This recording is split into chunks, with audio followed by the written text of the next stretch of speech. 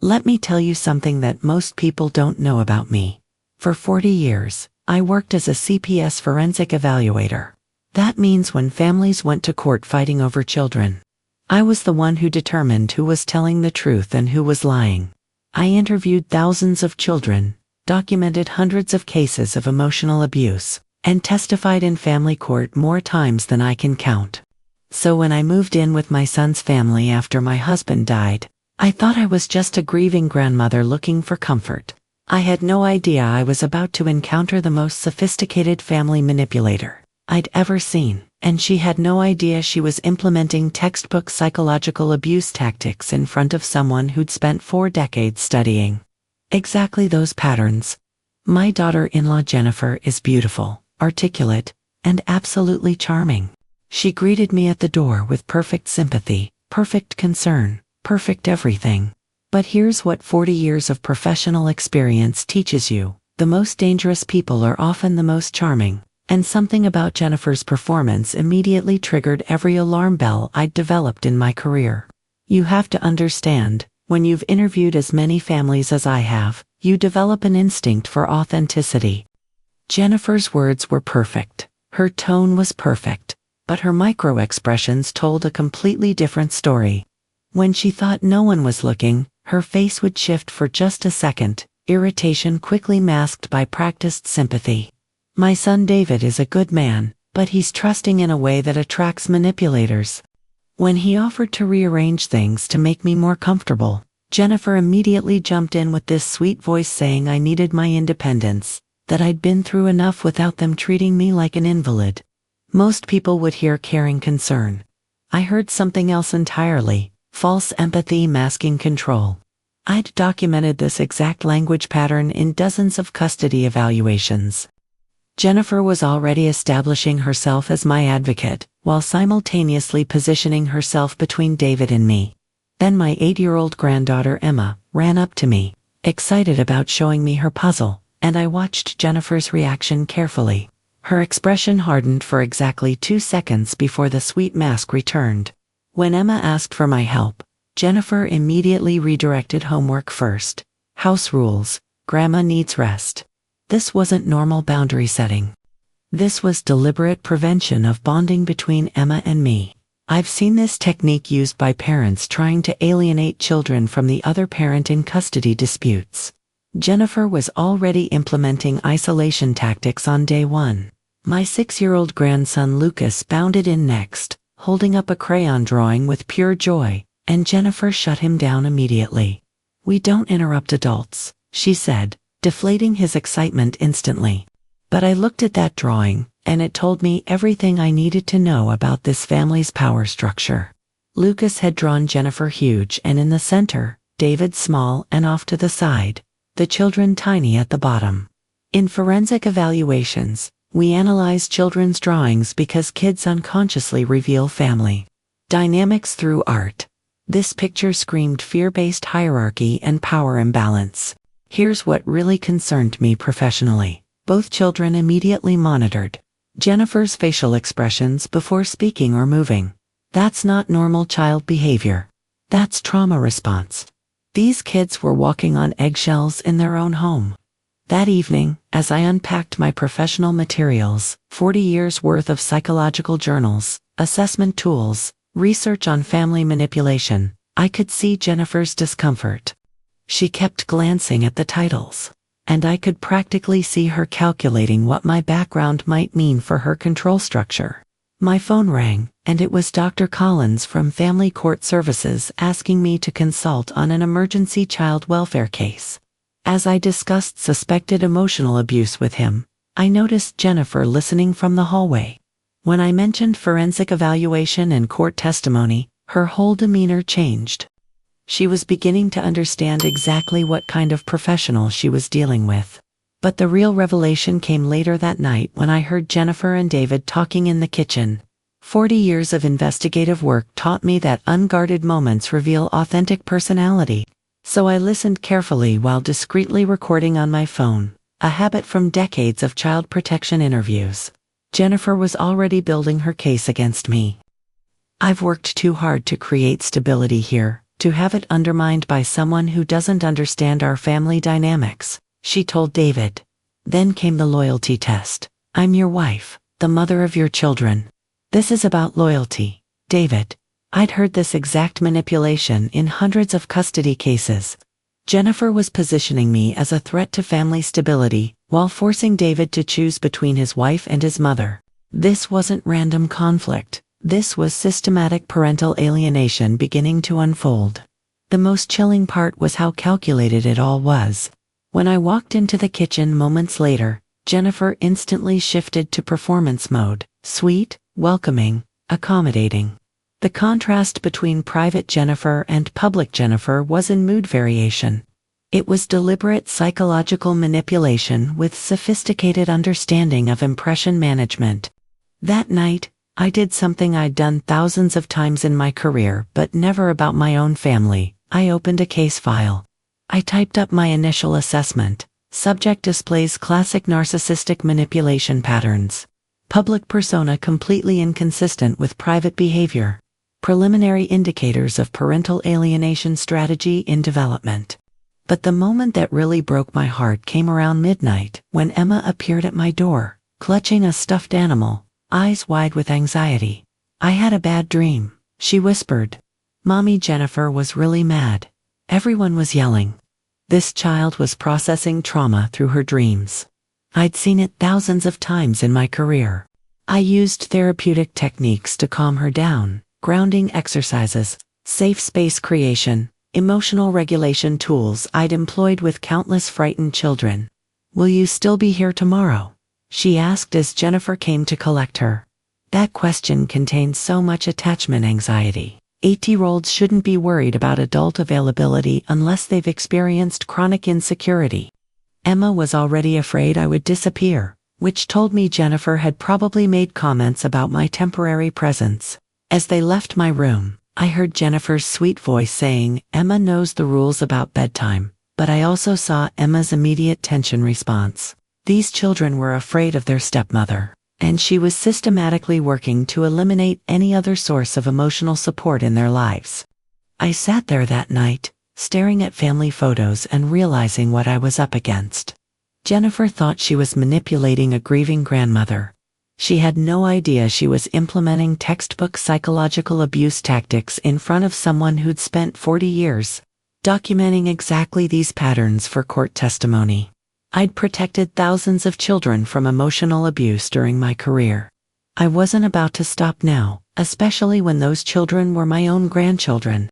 But Jennifer was sophisticated, calculating, and dangerous in ways that most people would never recognize. What she didn't know was that I'd just opened a professional case file on her, and after 40 years of forensic evaluation, I knew exactly how to document systematic family manipulation in ways that would hold up in any court of law. The real assessment was just beginning. The next morning changed everything. Jennifer dropped her mask completely, and what she revealed was textbook narcissistic manipulation, so pure it could have been pulled from a psychology textbook. The problem for her was that she was demonstrating these techniques to someone who'd literally written expert testimony about these exact patterns. You see, most manipulators are careful around new people. They test boundaries slowly, gauge reactions, build their control gradually. But Jennifer made a crucial miscalculation. She saw a grieving grandmother and assumed I was emotionally vulnerable and professionally irrelevant. She had no idea she was about to reveal her entire psychological playbook to a forensic expert. David left early that morning for an important presentation, and the moment his car pulled out of the driveway, Jennifer transformed. I'm talking about a complete personality shift, so dramatic it was actually fascinating from a clinical perspective. Gone was the sweet, concerned daughter-in-law. What emerged was cold, calculating, and absolutely in control. Margaret, she said, and her tone was completely different, we need to establish some ground rules. Now, I've heard this exact phrase in dozens of custody evaluations. Establishing ground rules is manipulation speak for I'm about to control your behavior, while making it sound reasonable. I kept my expression neutral while discreetly activating my phone's recording function. a habit from 40 years of documenting family dynamics. "This is your home, Jennifer," I replied calmly. "I'm happy to follow whatever guidelines you have." She launched into this speech about how the children have specific routines, how she's worked hard to create structure, how she can't have that disrupted. But here's what she was really doing: establishing herself as the child-rearing expert to diminish my authority as a grandmother. I'd seen this exact strategy used by manipulative parents trying to exclude the other parent from decisions. Then Emma bounded into the kitchen, asking if I could walk her to school, and Jennifer's control reflex was immediate. "Emma, Grandma doesn't know our morning routine. You ride the bus like always." I offered to learn the routine, which should have been a reasonable compromise, but Jennifer shut it down instantly. "I think it's better if we maintain consistency. Change is hard for children." She was using child psychology theory as a weapon.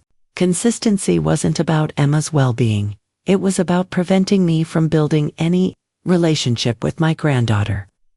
I'd heard manipulative parents use this exact argument in court to justify isolating children from loving family members. What really triggered my professional alarm was how she interacted with the children when she thought I wasn't analyzing her behavior. Lucas ran in excited about a Lego creation, and instead of celebrating his creativity, Jennifer immediately criticized, "He leaves toys everywhere. It's a constant battle." This wasn't normal parenting frustration. Jennifer was systematically undermining the children's confidence and joy. She couldn't tolerate them receiving positive attention from me, which is classic narcissistic behavior, viewing children as competition for attention, rather than individuals to nurture. I kept my phone recording as I observed her morning routine. Every interaction was designed to demonstrate her indispensability, while positioning me as unnecessary disruption. She sighed dramatically about managing everything alone, building this victim narrative that would later justify restrictions on my involvement. Then my phone rang, Dr. Collins from Family Court Services calling about that emergency case. As I discussed parental alienation patterns and custody evaluation procedures, I noticed Jennifer's increased attention to my conversation. When I mentioned expert testimony and psychological assessments, her whole demeanor shifted. "Still working?" she asked when I hung up, and I could hear the calculation in her voice. "Consulting occasionally. Family court cases." Her micro-expression told me everything. Fear, followed quickly by anger, then immediate strategic thinking. Jennifer was realizing she'd brought a child protection expert into her manipulation zone, and she was already recalibrating her approach. "Must be stressful work," she said carefully. "Judging families." "Not judging," I corrected. "Protecting children from emotional abuse." Direct hit for 3 full seconds. Jennifer's mask fell completely. I saw rage, fear, and cold calculation pass across her face before she regained control. She was beginning to understand exactly what type of expertise I represented. That afternoon, I volunteered to pick up the children from school, partly to help, but mostly to observe their behavior away from Jennifer's presence. The transformation was stunning.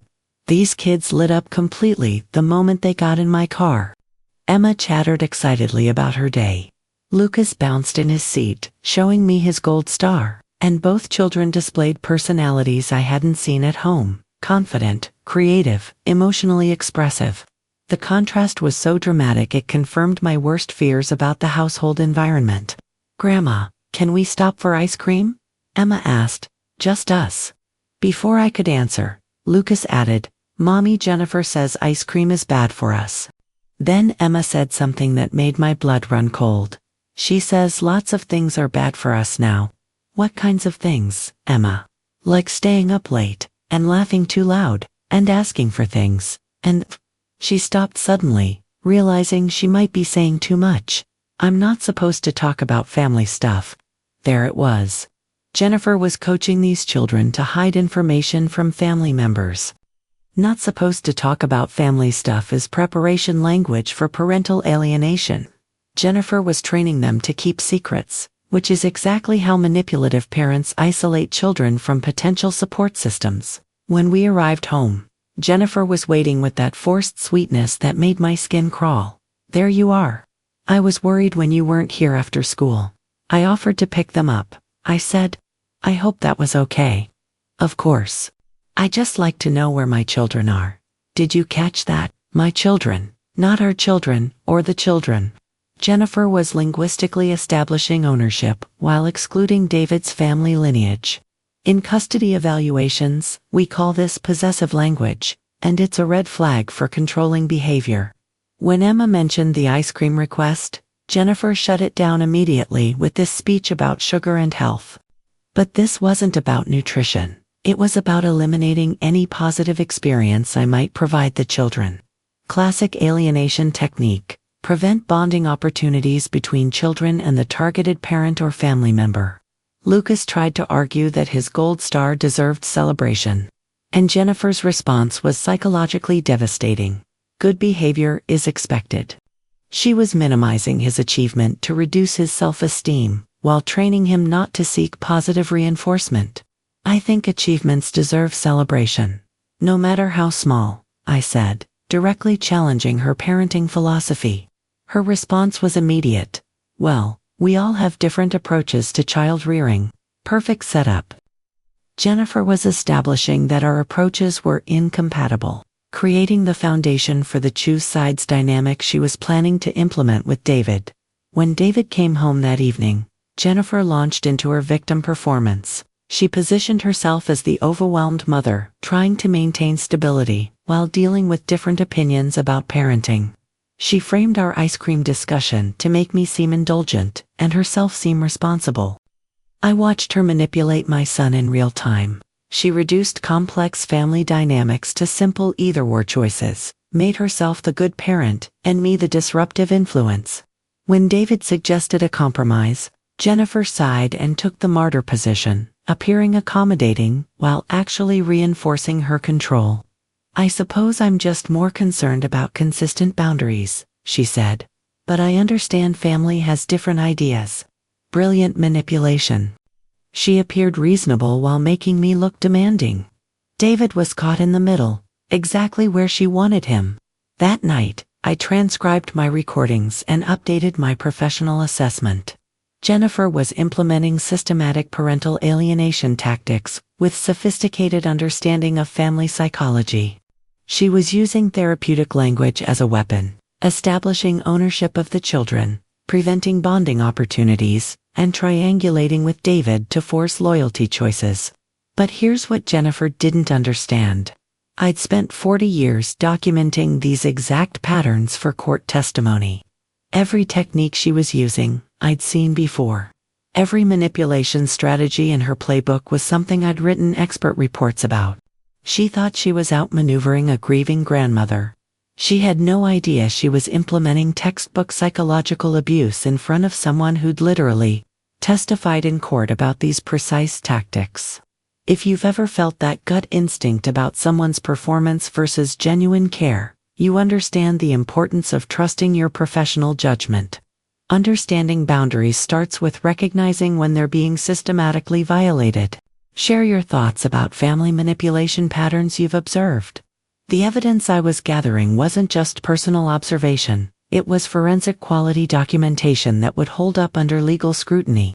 Jennifer wanted a psychological battle, but she'd challenged the wrong professional.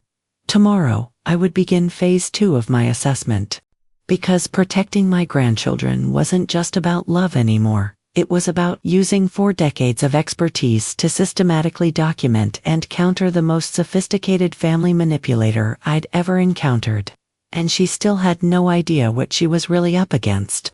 When someone uses psychological terminology as a weapon, they're crossing professional boundaries most people don't even know exist.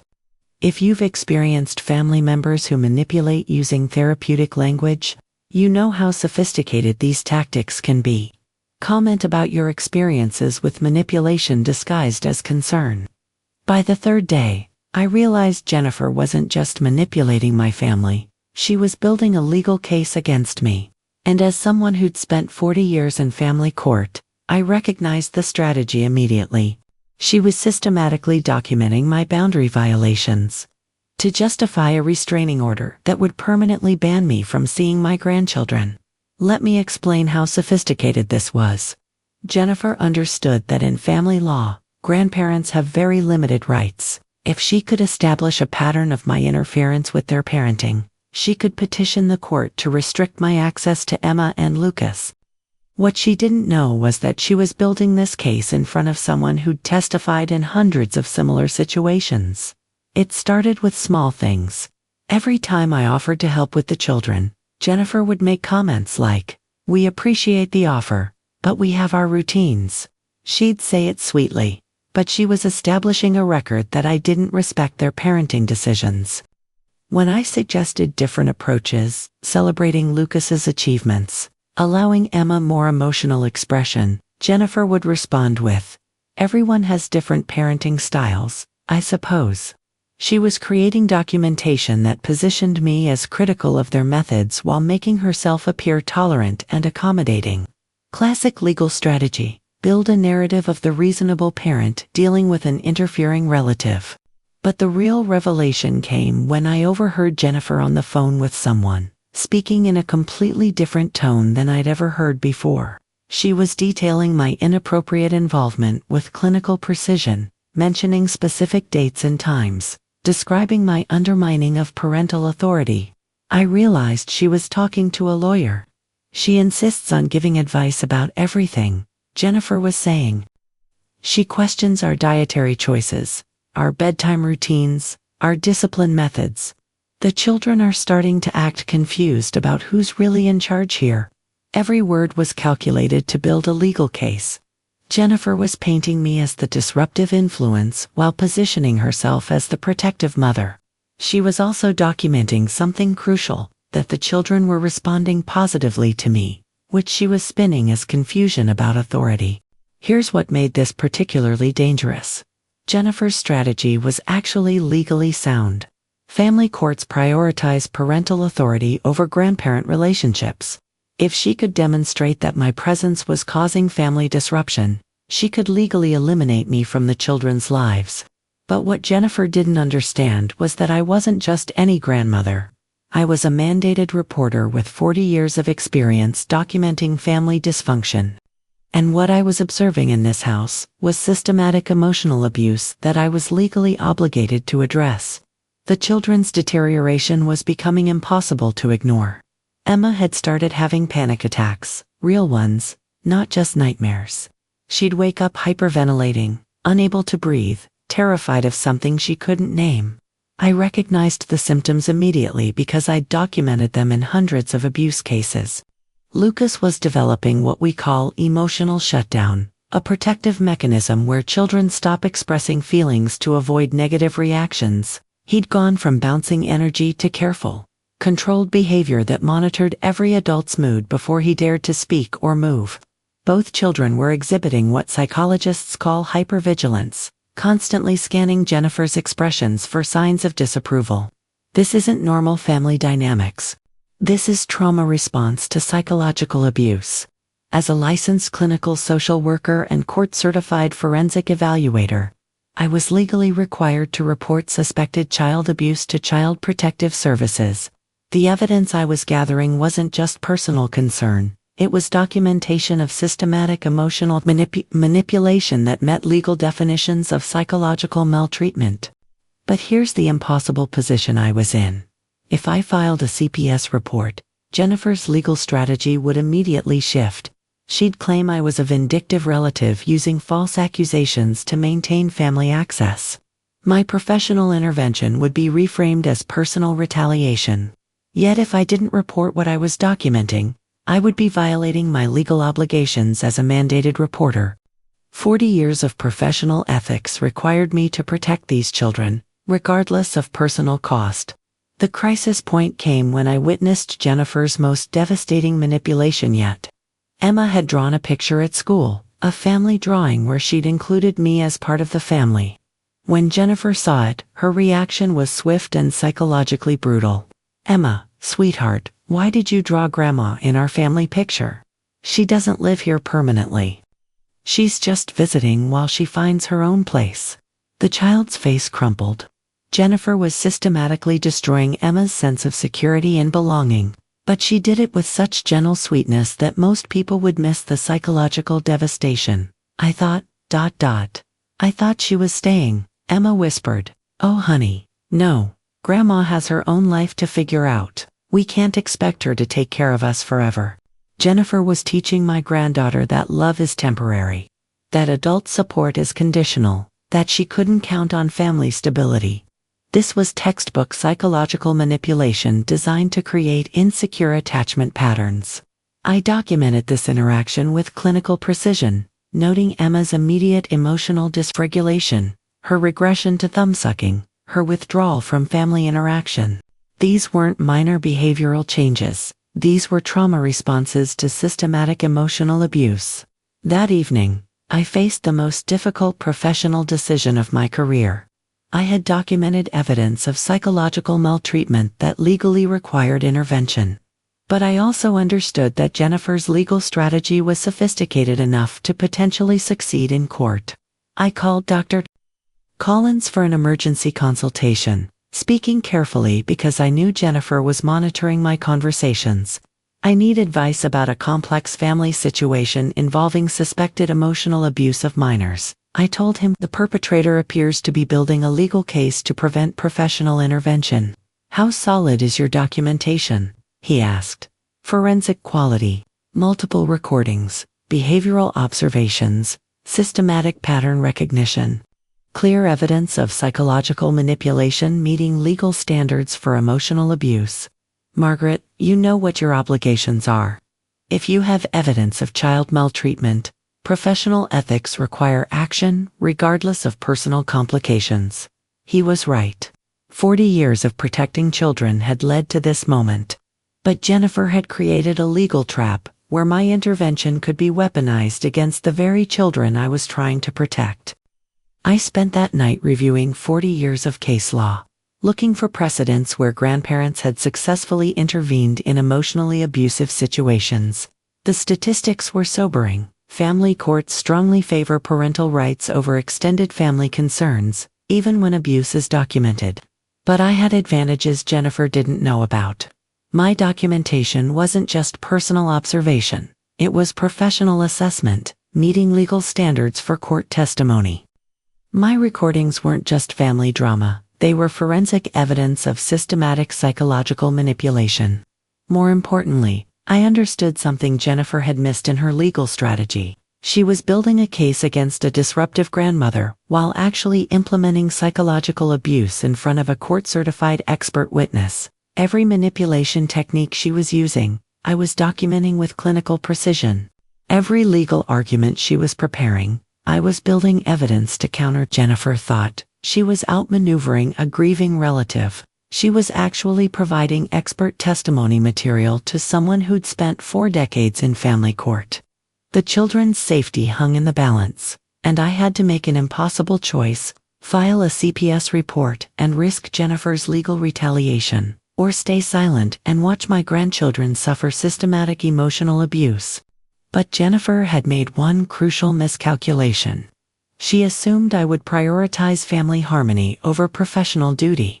She had no idea that protecting children had been my life's work, and I'd never let personal consequences prevent me from fulfilling that obligation. The impossible choice between professional duty and family preservation tests every boundary we've established. When protecting children means risking everything you love, understanding these legal frameworks becomes crucial. Have you ever faced decisions where doing the right thing professionally could cost you personally? Tomorrow, I would begin implementing the most important intervention of my career, not for strangers in a courtroom, but for my own grandchildren. And I would use every technique I'd learned in 40 years of family court battles to protect them from the most sophisticated psychological manipulator I'd ever encountered. Jennifer wanted a legal battle. She was about to discover she'd challenged someone who'd spent 4 decades winning exactly these fights. I made my decision that night. Jennifer wanted to play legal chess with someone's grandchildren as the stakes. Fine. But she had no idea she was challenging a grandmaster who'd spent 40 years winning exactly these games in family court. My counter-strategy required surgical precision. I couldn't just document Jennifer's abuse. I had to do it in a way that would hold up under legal scrutiny, while simultaneously protecting myself from her restraining order campaign. Every move had to serve multiple purposes: child protection, evidence gathering, and legal positioning. First, I leveraged something Jennifer couldn't attack: my professional invisibility.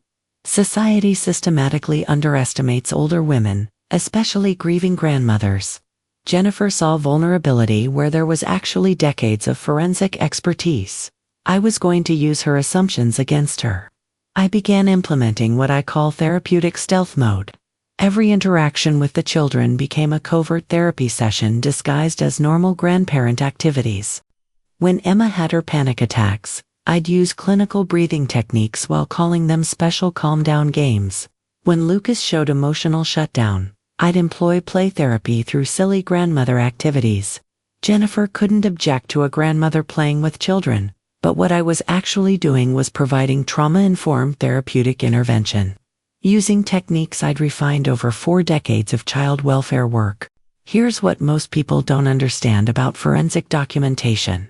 It's not just about recording events, it's about creating an irrefutable narrative that demonstrates pattern, intent, and escalation. Every conversation I captured with Jennifer wasn't just evidence of her behavior, it was proof of systematic, psychological manipulation with clear legal implications. I started using my phone strategically, recording every interaction while appearing to take innocent grandmother photos. Jennifer thought I was being sentimental. I was actually gathering court-quality audio evidence of her authentic personality when she dropped the performance mask. The recordings revealed something devastating. Jennifer wasn't just controlling, she was coaching the children to lie about their emotional states. I captured her telling Emma, "We don't need to bother other people with our feelings, do we, sweetheart?" She was teaching my granddaughter to hide psychological distress, which is preparation for covering up abuse. But my most important discovery came when I heard Jennifer practicing her victim narrative on the phone with her lawyer. She was rehearsing specific phrases designed to trigger family court sympathy. Emotionally unstable grandmother, boundary violations, confusing the children about authority. Jennifer's legal strategy was sophisticated, but it had a fatal flaw. She was building her case based on the assumption that I was an emotionally compromised relative. She had no idea I was a forensic expert documenting her manipulation with clinical precision. While Jennifer prepared for legal war, I was implementing therapeutic intervention that strengthened the children's psychological resilience. Emma learned emotional regulation techniques through grandmother's breathing games. Lucas developed confidence through silly building projects that were actually structured play therapy. I taught them both something crucial without Jennifer realizing it: how to recognize when adults are trying to manipulate their emotions. I called it feeling detective work, and presented it as fun games. But I was actually giving them tools to identify psychological manipulation. Sometimes grown-ups try to make us feel bad so we'll do what they want, I explained during one of our detective games. But feelings are information, not commands. What someone else wants you to feel doesn't have to change what you actually feel. Emma's eyes lit up with understanding. Like when someone says, "I'm being dramatic, but I'm really just sad." Exactly, sweetheart. You get to trust your own feelings. These weren't casual conversations. They were clinical interventions designed to counter psychological manipulation.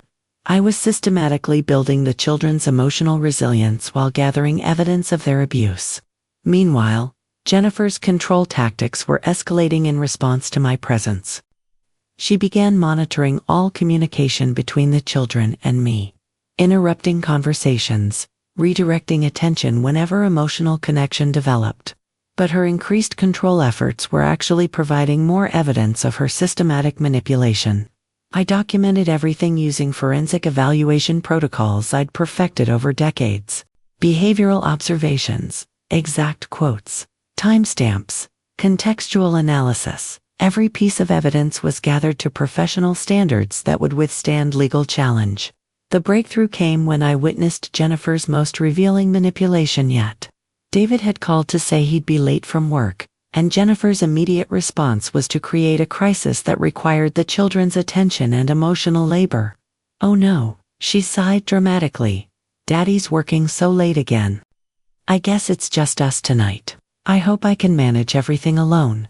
She was teaching Emma and Lucas to feel responsible for adult emotional needs. This is called parentification, forcing children to provide emotional support to adults instead of receiving it. It's a recognized form of psychological abuse. Both children immediately shifted into caretaking mode. Emma offered to help with dinner. Lucas tried to cheer Jennifer up with jokes. They were being trained to prioritize adult emotions over their own needs. I captured this entire interaction on recording, noting the children's immediate stress responses and caretaking behaviors.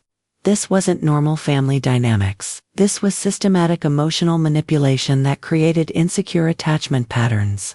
But Jennifer made a crucial mistake during this manipulation. She revealed her awareness of psychological techniques by using therapeutic language incorrectly. She spoke about emotional boundaries and healthy communication in ways that showed she'd researched family psychology but didn't actually understand it. This was gold for my case. Jennifer was demonstrating that her manipulation was calculated and informed, not accidental or instinctive. She was using psychological knowledge as a weapon, which elevated her behavior from poor parenting to intentional emotional abuse. That evening, I had a breakthrough realization. Jennifer's legal strategy required positioning me as an unstable, interfering relative, but every piece of evidence she was gathering actually demonstrated my professional competence and therapeutic impact on the children. Emma's panic attacks were decreasing with my intervention. Lucas's emotional expression was improving through our games. Both children showed measurable psychological improvement with my presence. Exactly the opposite of what Jennifer needed to prove for her restraining order case. I began implementing what I call therapeutic documentation, systematically recording the children's emotional healing in response to proper psychological support. Every breathing exercise that calmed Emma, every confidence-building activity that helped Lucas, every moment of emotional validation they received from me was evidence that they needed therapeutic intervention, not family isolation. Jennifer was building a case that I was disruptive to family harmony. I was building evidence that the children were thriving with proper emotional support and deteriorating under psychological manipulation. But the most devastating evidence came from an unexpected source. Lucas, during one of our feeling detective games, made a comment that revealed the depth of psychological damage Jennifer had inflicted. "Grandma," he said quietly, "am I a bad boy when I feel sad?" "Oh, sweetheart, no. Feeling sad is just being human. Why would you think that?" "Mommy, Jennifer says sad feelings make other people uncomfortable. She says I should try harder to be happy so I don't make people worry." I had to work to keep my clinical composure. Jennifer was teaching a 6-year-old that his emotional expression was a burden to others. This was systematic emotional suppression, a form of psychological abuse that creates lifelong mental health problems. I documented this conversation with forensic precision, noting the child's internalized shame about normal emotional expression and the clear source of that psychological damage. This single interaction provided evidence of intentional emotional manipulation that would be devastating in any custody evaluation. That night, I compiled my evidence into a comprehensive assessment that read like a forensic report. Pattern identification, behavioral analysis, systematic documentation of psychological manipulation techniques, recorded evidence of emotional abuse, and measurable therapeutic progress when proper support was provided. Jennifer thought she was building a legal case against a disruptive grandmother. I was compiling expert testimony that would expose her as a sophisticated psychological abuser who was systematically damaging children's emotional development. Teaching children to recognize emotional manipulation creates lifelong boundaries protection. These aren't just therapeutic techniques, they're practical skills every family needs. What methods have you found effective for building emotional intelligence in children who've experienced manipulation? She wanted to eliminate my presence from the children's lives. I was gathering evidence that my professional intervention was the only thing protecting their psychological well-being. Tomorrow, the real confrontation would begin. Jennifer was about to discover that challenging a forensic evaluator wasn't just personally unwise, it was professionally catastrophic. The moment of truth came on a Thursday afternoon, when Jennifer crossed a line she couldn't uncross. What she did to Emma that day wasn't just cruel, it was psychological abuse so clear and documented that my 40 years of professional training kicked in completely. The grieving grandmother disappeared, and the forensic evaluator took over. I was in my room reviewing case files when I heard Emma crying downstairs, not normal child tears, but the kind of sobbing that indicates psychological trauma. My professional instincts activated immediately. I grabbed my phone, started recording, and went to investigate. What I found was Jennifer implementing a manipulation technique so sophisticated and devastating that it could have been pulled from a textbook on emotional abuse. Emma had brought home a drawing from school, another family picture. This time showing her, Lucas, David, and me at a picnic together. It was innocent childhood art expressing her desire for family connection. Jennifer's response was calculated psychological destruction. "Emma, sweetheart," she said in that sickeningly sweet voice, "we need to talk about this drawing." I positioned myself where I could observe and record without being seen. Using techniques I'd perfected in 40 years of documenting family interactions. "Is this how you see our family?" Jennifer continued, holding up the drawing. "With Grandma as part of it." Emma nodded hopefully, not recognizing the trap being set. "Oh honey, I'm worried about you. Grandma is visiting because she's sad and needs help, not because she's part of our permanent family. When you draw pictures like this, it shows me you're confused about who your real family is." I watched my granddaughter's face crumble as Jennifer systematically destroyed her sense of belonging and security. But Jennifer wasn't finished. "You know, Emma, when children get confused about family like this, it means they're not feeling secure at home. Are you feeling insecure, sweetheart? Are Daddy and I not enough family for you?" This was textbook psychological manipulation, forcing a child to choose between expressing her needs and maintaining parental approval. Jennifer was teaching Emma that loving her grandmother was a betrayal of her parents. I just wanted to draw everyone together," Emma whispered. "I know, baby, but sometimes when we want things that aren't real, it means we're not appreciating what we have. Maybe you should spend some quiet time thinking about why Daddy and I aren't enough family for you." I had to grip my phone to keep my hands steady. Jennifer was inducing shame in an 8-year-old for expressing normal attachment needs. She was systematically teaching my granddaughter that love is finite, that wanting connection with extended family means rejecting immediate family. But then Jennifer delivered the psychological killing blow. "You know what, sweetheart? I think we should put this drawing away and not show Daddy. He might feel very sad if he saw that you don't think he's enough family for you. We don't want to hurt Daddy's feelings, do we?" Jennifer was teaching Emma to hide her emotional needs from her father while simultaneously implying that expressing those needs would hurt the people she loved. This was systematic psychological manipulation designed to create secrecy, shame, and emotional isolation. Emma nodded through her tears, completely defeated. Jennifer had successfully convinced an 8-year-old that loving her grandmother was wrong, that expressing her emotional needs was harmful to others, and that she should hide her true feelings from family members. I had documented 40 years of family manipulation, but this interaction was so purely abusive, so professionally devastating in its psychological precision, that it triggered every protective instinct I'd developed in my career. The forensic evaluator in me recognized immediately what I'd witnessed. Jennifer had just implemented systematic emotional abuse while I captured every word on recording. She'd demonstrated deliberate psychological manipulation of a minor child using techniques designed to create insecure attachment patterns. But more than that, she'd revealed the sophisticated nature of her abuse. This wasn't accidental poor parenting. This was calculated emotional manipulation using psychological knowledge to deliberately damage a child's mental health. I walked into that room with the full authority of 40 years protecting children from exactly this type of abuse. "Jennifer," I said, and my voice carried the calm, professional tone I'd used in hundreds of courtrooms. "We need to talk." She looked up, startled by the change in my demeanor. For the first time since I'd arrived, I wasn't playing the role of grieving grandmother. I was Margaret Reynolds, forensic evaluator, and she was about to discover exactly what that meant. "Emma, sweetheart," I said to my granddaughter, "would you please go upstairs and wash your face? I'll be up in a few minutes to help you with that breathing game we learned." Emma scurried away, leaving Jennifer and me alone. The moment she was gone, I let Jennifer see exactly who she'd been manipulating for the past week.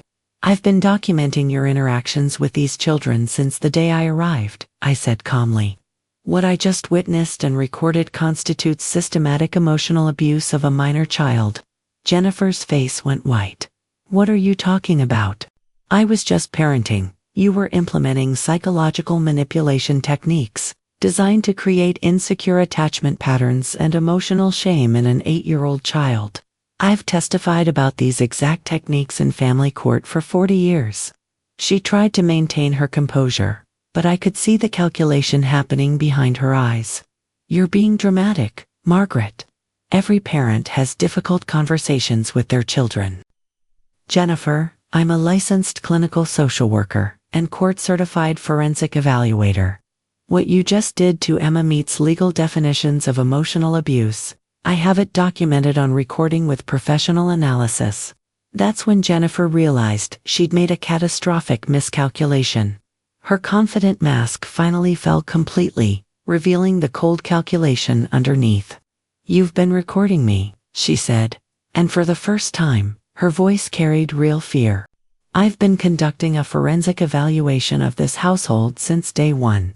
Every manipulation technique you've used, every psychological abuse tactic you've implemented, every systematic attempt to alienate these children from family support, I have it all documented to professional standards."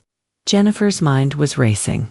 I could see her trying to process how badly she'd miscalculated the situation.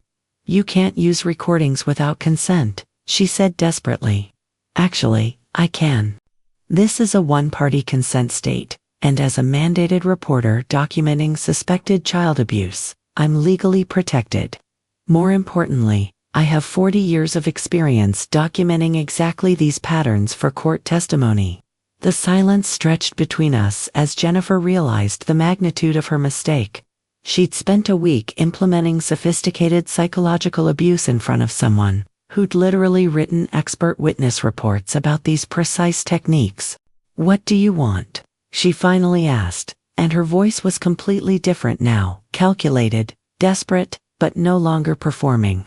"I want you to understand exactly what you're dealing with," I said.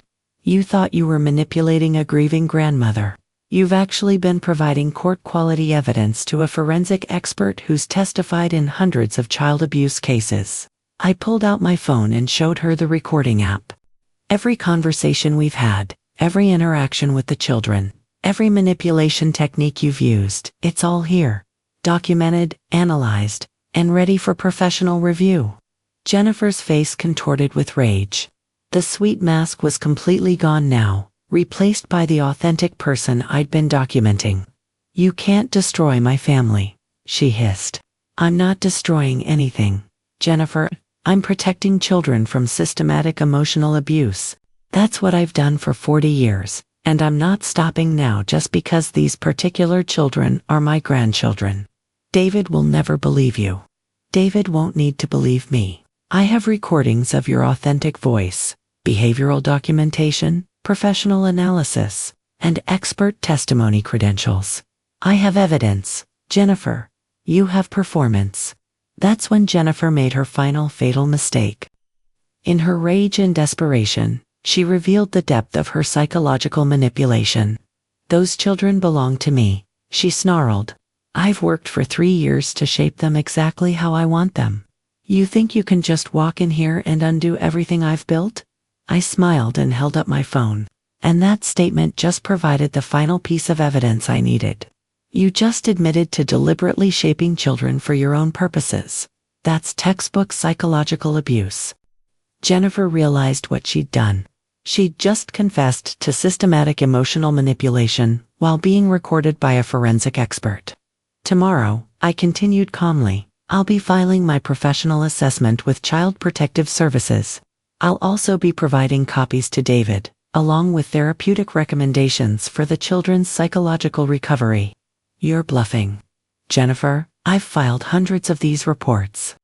I know exactly what evidence CPS requires, what documentation family court accepts, and what therapeutic interventions these children need. You challenged the wrong professional. That night, Jennifer finally understood who she'd really been dealing with. Not a grieving grandmother, but a forensic evaluator who'd spent 40 years protecting children from people exactly like her. When professional expertise meets family protection, understanding boundaries becomes a weapon against sophisticated manipulation. If this story resonates with your experience, share it with someone who might need to recognize these patterns. Professional knowledge combined with family love creates unstoppable protection. She'd wanted a psychological battle. She'd gotten a professional evaluation instead. And she'd just lost everything. The next 24 hours changed everything.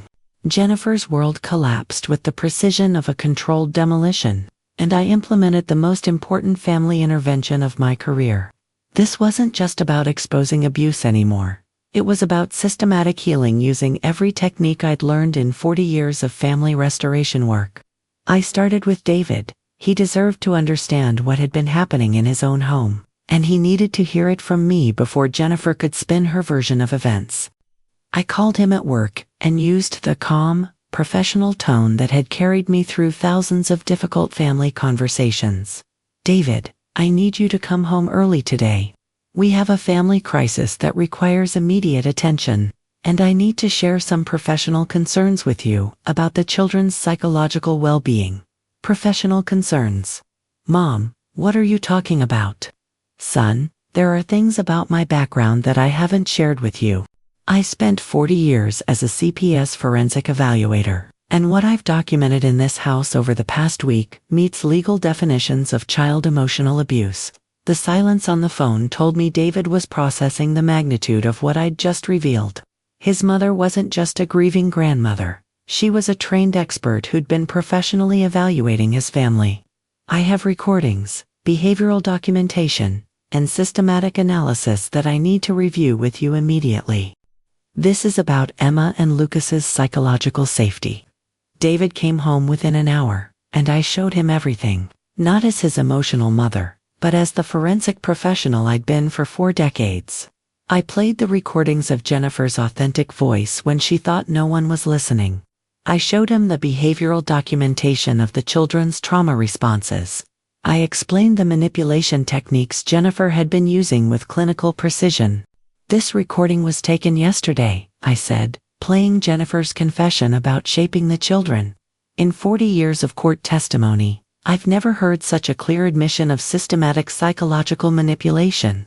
David's face went through every emotion: disbelief, recognition, horror, and finally, protective rage. Those are my children, he whispered. How did I not see this? Because Jennifer is sophisticated. David. She used advanced psychological manipulation techniques that most people wouldn't recognize. You're not naive. You were being systematically manipulated by someone who understands family psychology. I showed him Emma's trauma responses, Lucas's emotional shutdown, the systematic way Jennifer had been undermining their confidence and teaching them to hide their feelings. David saw his children's psychological damage through professional analysis, and it broke his heart. What do we do? He asked. We implement immediate family healing protocols, and we protect these children using every legal tool available. That afternoon, I began the most comprehensive family intervention of my career. First, I conducted formal psychological assessments of both children using standardized tools I'd used in thousands of cases. Emma scored high for anxiety, emotional suppression, and insecure attachment patterns. Lucas showed markers for childhood depression and fear-based compliance. But I also documented something crucial. Both children showed immediate improvement with therapeutic intervention. Every breathing technique I taught Emma, every confidence-building exercise I used with Lucas, every moment of emotional validation they received from proper psychological support, resulted in measurable healing. This wasn't just grandmother comfort, this was professional therapeutic intervention, producing documented psychological recovery. The children weren't just damaged by Jennifer's abuse, they were actively healing with appropriate support. Systematic family healing requires understanding how healthy boundaries actually function. The techniques shown here: emotional regulation, manipulation recognition, therapeutic intervention, can be learned by anyone committed to family protection. What healing approaches have worked in your experience? I implemented what I call family system restoration, using evidence-based techniques from 4 decades of practice. With David's consent, I began systematic therapeutic work with both children, teaching them emotional regulation skills, helping them identify and express their authentic feelings, and rebuilding their sense of psychological safety. Emma learned to recognize when adults were trying to manipulate her emotions. "Remember our feeling detective work?" I told her.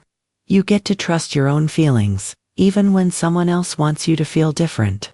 Lucas developed confidence through structured therapeutic play that rebuilt his sense of personal value. "Your feelings matter," I taught him. "Sad feelings don't make you bad, they make you human." Both children began expressing emotions they'd been taught to suppress, seeking comfort they'd been denied, and demonstrating personalities that had been systematically crushed by Jennifer's manipulation. Meanwhile, Jennifer's response to the exposure of her abuse was textbook narcissistic collapse. When she realized her manipulation had been professionally documented, she cycled through denial, rage, bargaining, and desperate attempts to reassert control. She tried to convince David that I was unstable, that my professional background was irrelevant, that the recordings were taken out of context, but she was arguing against 40 years of forensic evidence and expert analysis. Her performance couldn't counter professional documentation. "Margaret is trying to destroy our family," she told David desperately. "No," David replied, and his voice carried new strength. "You destroyed our family. Margaret documented it." Jennifer's final manipulation attempt was to threaten legal action against me for invasion of privacy and false accusations. She had no idea how badly she'd miscalculated the legal situation. "Jennifer," I told her calmly, "I'm a court-certified expert witness with 40 years of family court experience. You're threatening to sue a forensic evaluator for documenting child abuse. That's not legally viable. It's professionally suicidal." I explained exactly what would happen if she pursued legal action. "Any lawyer you consult will review my credentials, examine my evidence, and advise you that challenging expert testimony about documented child abuse is career-ending litigation." More importantly, I had something Jennifer couldn't fight: the children's voices. In age-appropriate therapeutic sessions, Emma and Lucas had begun expressing their authentic feelings about family dynamics. Their statements, documented through proper therapeutic protocols, provided irrefutable evidence of emotional abuse. "Mommy, Jennifer makes me feel scared when I'm happy," Emma told me during one session. "She says my big feelings are too much. I try to be invisible," Lucas shared. "When she can't see me, she can't be mad at me." These weren't coaching or leading questions, these were therapeutic disclosures, using techniques I'd perfected over decades of child interview work. The children's authentic voices provided the most powerful evidence of all. Within a week, Jennifer's entire control structure had collapsed.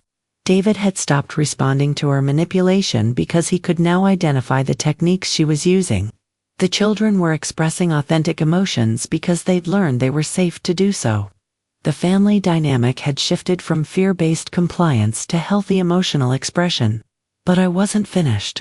I implemented systematic family healing protocols that would protect these children long-term. David learned to recognize manipulation techniques so he could identify and counter future attempts. The children developed emotional intelligence skills that would protect them from psychological abuse for the rest of their lives. I also documented everything for ongoing protection. My professional assessment included therapeutic recommendations, legal safeguards, and monitoring protocols that would ensure the children's continued psychological safety. The most important intervention was teaching this family what healthy emotional dynamics actually looked like. They'd been living under systematic manipulation for so long that normal family interaction felt foreign. I modeled appropriate emotional support, demonstrated healthy boundary setting, and showed them how love looks when it's not conditional on compliance. Jennifer made one final desperate attempt to reassert control by threatening to leave with the children. "You'll never see them again," she told David. That's when I played my final card. "Jennifer, I've already filed a preliminary report with Child Protective Services documenting systematic emotional abuse. If you attempt to remove these children from therapeutic intervention, it becomes kidnapping in the context of an active abuse investigation." She had no legal options left. My documentation was forensic quality evidence of child abuse. My professional credentials were unassailable. My therapeutic intervention was producing measurable healing in the children. Jennifer's manipulation techniques had been systematically dismantled by someone with 4 decades of experience countering exactly those tactics. David filed for divorce that week, citing irreconcilable differences, and requesting primary custody with supervised visitation for Jennifer, pending completion of court-ordered therapy. My professional assessment supported his petition with expert testimony about the children's psychological needs. But the most important outcome wasn't legal, it was therapeutic. Emma and Lucas were healing with remarkable speed because they finally had proper emotional support. Their authentic personalities were emerging, their confidence was rebuilding, and their sense of family security was being restored. "Grandma," Emma said to me one evening, "I don't feel scared of my feelings anymore. That's what healing looks like, sweetheart. When you trust your own heart again." Jennifer had spent 3 years systematically damaging these children's psychological development. It took professional intervention to expose the abuse. But the healing that followed proved something crucial. With proper support, children are remarkably resilient. My family was being restored, one therapeutic session at a time. 6 months later, I'm sitting in my own home again, but everything has changed.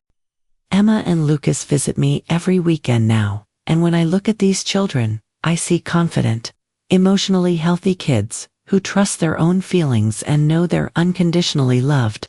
The transformation has been remarkable, but more importantly, it's been sustainable. Let me tell you what real justice looks like when professional expertise meets family love. Jennifer lost everything she'd worked 3 years to build, but not through vindictive punishment, through systematic accountability that prioritized child protection above all else. The court mandated extensive therapy for her before she could have unsupervised visits with Emma and Lucas. She had to demonstrate genuine understanding of the psychological damage she'd caused and develop healthy parenting skills before she could rebuild any relationship with her stepchildren. But here's what surprised me. Jennifer actually engaged with the therapeutic process. When someone's manipulation techniques are completely dismantled by professional intervention, they're forced to confront their authentic self. Some people double down on dysfunction. Others, when they lose the ability to manipulate, sometimes discover they're capable of genuine change. I'm not saying Jennifer became a different person overnight. Narcissistic behavior patterns take years to modify, and she'll probably struggle with control issues for the rest of her life. But she did something I didn't expect. She admitted to the extent of her psychological manipulation and committed to long-term therapy.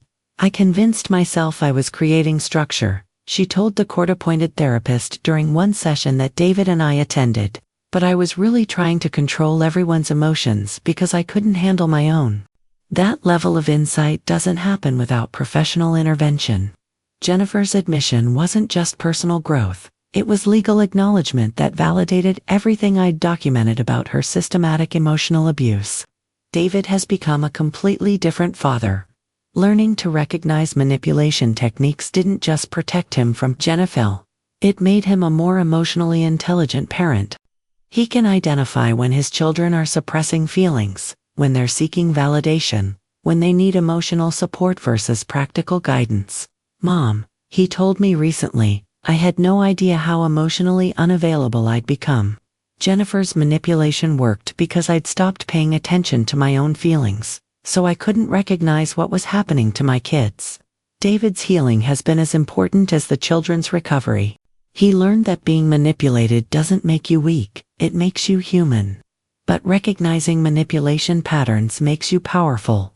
The most meaningful transformation has been watching Emma and Lucas rediscover their authentic personalities. Emma is naturally empathetic and creative, but she'd learned to suppress those qualities because Jennifer found them too much. Now she expresses her emotions freely and uses her sensitivity to help other children at school who seem sad or scared. "Grandma," she told me proudly, "I taught my friend Sarah the breathing games when she was worried about her parents fighting. It really helped her." Emma isn't just healed, she's become an advocate for emotional wellness in other children. That's the power of proper therapeutic intervention. It doesn't just address damage, it builds resilience and empathy. Lucas has rediscovered his natural confidence and creativity. The little boy who learned to be invisible is now building elaborate Lego cities and explaining architectural concepts to anyone who'll listen. His self-expression went from dangerous to celebrated, and the change in his personality has been extraordinary. "Look, Grandma," he said during his last visit, showing me a complex building he'd designed. "I made a community center where families can go to feel safe and learn about feelings, out of the mouths of babes." Lucas had unconsciously created exactly what our family had needed, a safe space for emotional learning and healing. But this story isn't just about my family's recovery. It's about something much bigger that I've learned in 40 years of child protection work. Most family manipulation happens in isolation because people don't know how to recognize or counter sophisticated psychological abuse. Jennifer's techniques weren't unique. I've documented identical patterns in hundreds of families across 4 decades of forensic evaluation. The emotional suppression, the loyalty manipulation, the systematic undermining of children's confidence, the coaching to hide feelings from family members, these are common tactics used by manipulative people in families everywhere. What made our situation different wasn't the abuse itself, but the intervention. Most families don't have a forensic evaluator living in their house, documenting manipulation techniques and implementing therapeutic countermeasures. That's why I'm sharing this story. Because the techniques I used to protect Emma and Lucas can be learned by anyone willing to prioritize children's emotional well-being over family harmony. First, learn to recognize the patterns. Emotional manipulation always follows predictable techniques. Isolation from support systems, suppression of authentic feelings, loyalty tests that force impossible choices, coaching children to hide their emotional needs, and systematic undermining of self-confidence. Second, document everything. You don't need forensic training to note concerning behaviors. Record conversations, and track changes in children's emotional well-being. Evidence matters when family manipulation escalates to legal intervention. Third, prioritize children's emotional safety over adult comfort. Protecting kids from psychological abuse sometimes requires difficult conversations, family confrontations, and professional intervention that makes adults uncomfortable.